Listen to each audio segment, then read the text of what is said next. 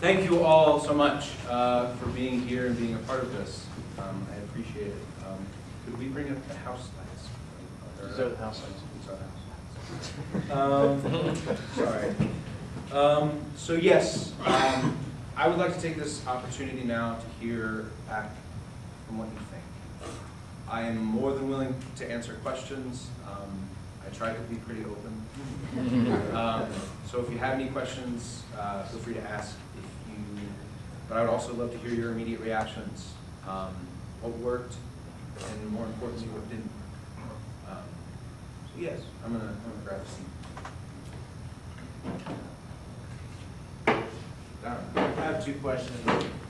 First, where did you get that dildo from? And two, no, I'm just kidding. And two, but the second one is more serious. When you were deciding to come to Wabash, what was your initial thought in that it's an all-male environment, and that at this point, well, you were well aware that you were gay, and so how did you kind of go through all that? I'll answer the dildo question because I think it's pretty funny. So a couple years ago, it was our freshman year. There were a group of guys that all decided they were gonna pitch in and buy dildos together. I was not part of this group. But then once they bought them, they decided they didn't want them, and so they kind of got thrown around for a while, ending up in different people's beds, people's shoulders. For a while, it served as the door handle to a mini fridge. So that is where the dildo came from. But your second question about Wabash,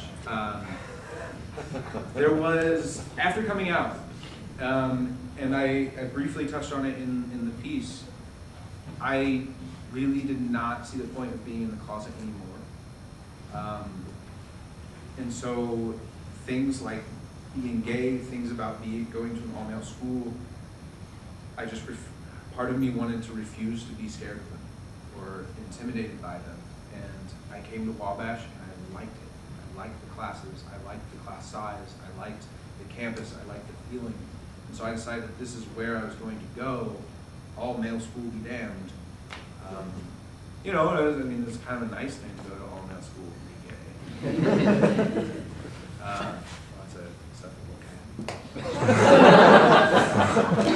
But yeah, so I was looking forward to the challenge if it represented itself, or if it presented itself, I'm sorry. And if it didn't, either way I was going to be out, and I was going to do my thing. Other questions, other responses? One, you're straight. Two, my fraternity.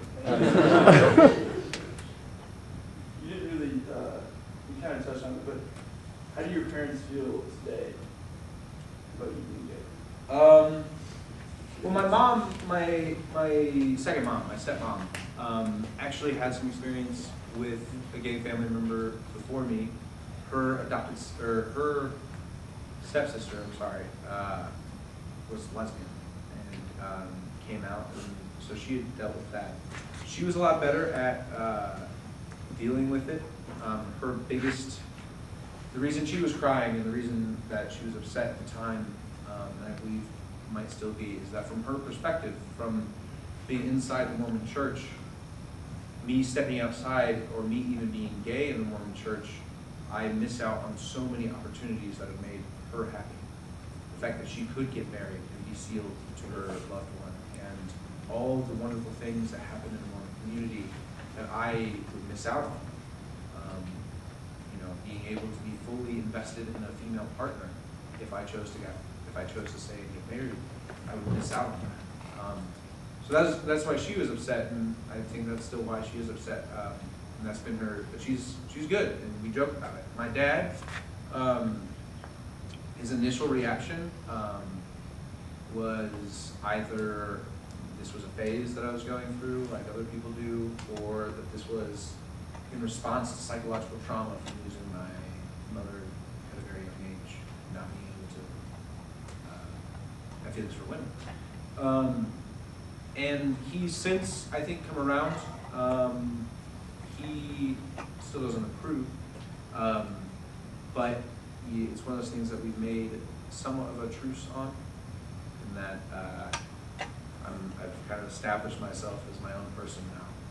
I've been able to move away, so I think we've gained a lot of respect for each other since. Yeah, I found that to be a really, really powerful, very, very powerful.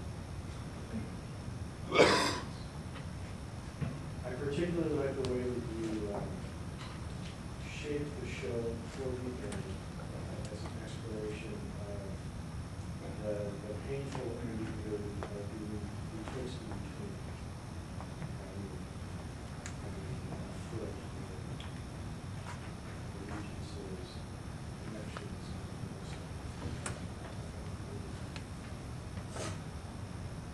one thing that I think it might be interesting to explore more in the earlier part of the model is, and take this, to explore the ways that Mormonism erases homosexuality.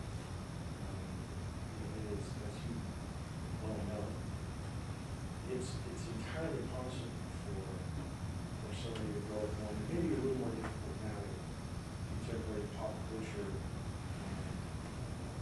the way it is, but in the past it has been very possible to grow up Mormon and have no idea of what homosexuality is. It's a thing that the church does such a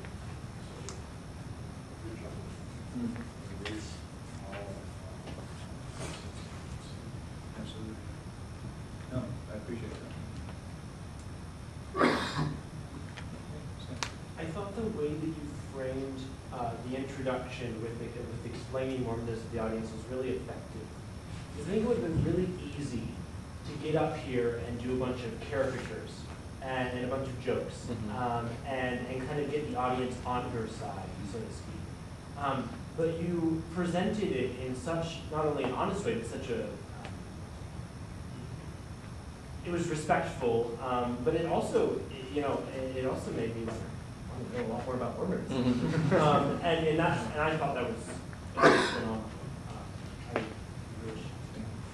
And that's something that I've been worried about since day one in this whole process, was being able to be fair to Mormonism and not have this whole show appear as if I'm slamming on that.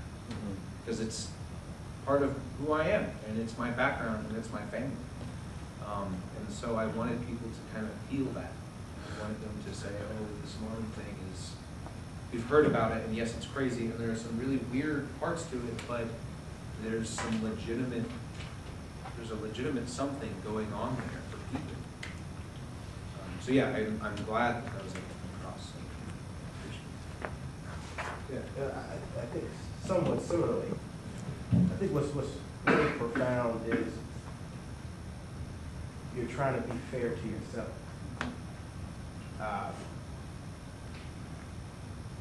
I want to get to know you, and if that were a black dude, I might be hitting on you. But anyway,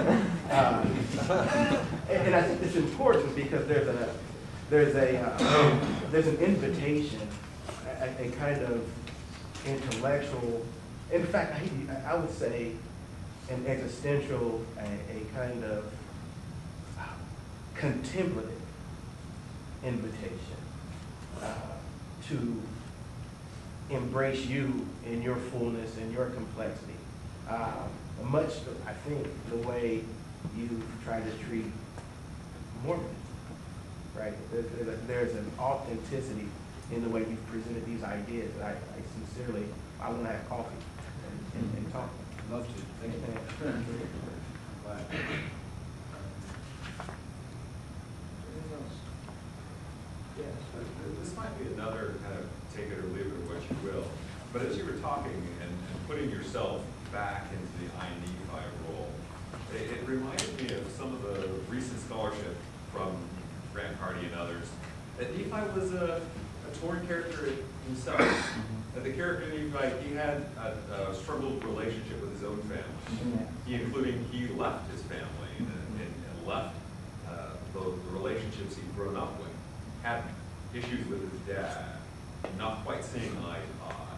Have you thought about, or I don't know, there are more parallels, I think, between the story you told and the story that exists in the start, the Nephi story there. No, and that's a great thing. And I briefly thought of those parallels, and just in talking, a bunch of them came to mind. So, thank you for that. Nephi, I think that would be worth more exploration. Nephi in the book, for those of you who don't know, Nephi is it's who starts the book, starts the recording. He is the righteous son of Lehi, and it's typically the Nephites in the rest of the story that are the righteous ones, and they fight against the Lamanites, and they trade off back and forth, but the Nephites are typically the good guys. In Nephi, even growing up, I actually had my dad would often compare me to Nephi, just out of habit, as a scriptural thing. And so, yeah, there are a lot of parallels. So thank you for that. Yeah, it's a great suggestion. Appreciate that. Yeah, that was our trivial question. When you were in New York, did you see the musical Book of Mormon? And if so, what was your reaction? I didn't get to see it, and I haven't seen it, but I've had the soundtrack memorized here since like day one. It's a great musical, from what I've heard. Yes. I'm deeply impressed and deeply moved by this. I mean, it's beautiful, beautiful work. I wonder if you'd just say briefly a little bit about the process of putting this together. Did you write all of this semester? When did you decide to do this, and how did it unfold for you? So this kind of started, it's been in my mind for several months now. And I kind of started it as a half joke to Dr. Terry, saying, haha, I should do a one-man show. And he kind of laughed and said, haha, yes. So that's a great idea. And he said, yeah, now do it. So that was last spring, and it's one of those things that the idea has been in the idea was in my head before that, but bringing it up was the first time I articulated it. And by the end of the semester, when we presented our theater projects for this semester, I decided on doing something else because I was worried about what this was going to be. I was worried about this being a soapbox. I was worried about this being something bad or not what I intended it to be.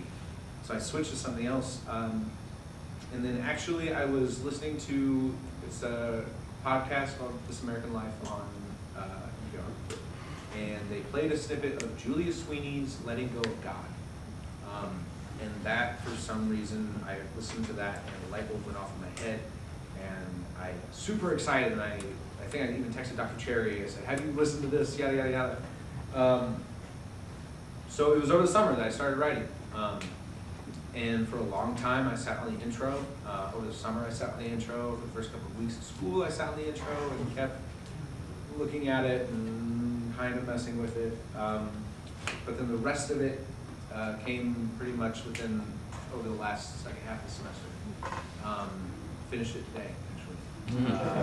It took me forever to find it. So yeah, the process was it's stop and go. I would hit writer's block, and then my professors explained to me that writer's block is not a thing that is acceptable.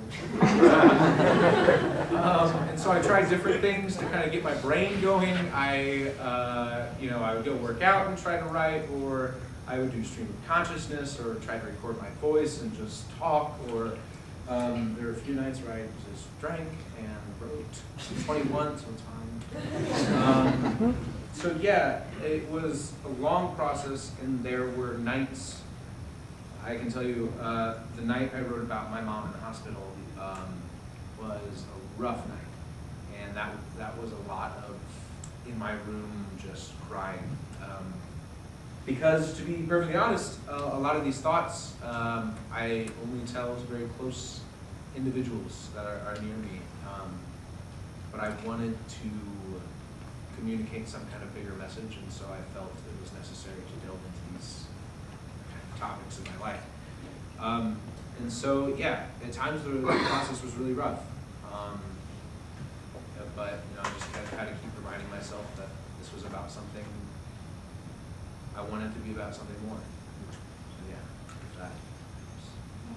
Yeah. So you talk about your relationship with two communities, the Mormon community and the gay community. Is there a former Mormon or ex-Mormon community, and how do you think the relationship to that?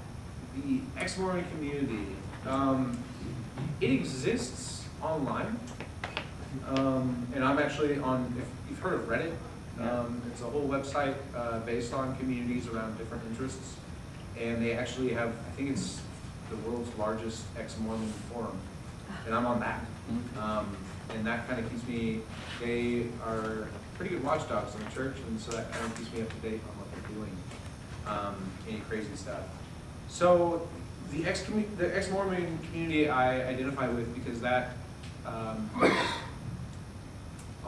I identify with online. Because that's a community that's still trying to figure itself out, and they're very open and very honest, and almost any ex-Mormon that you meet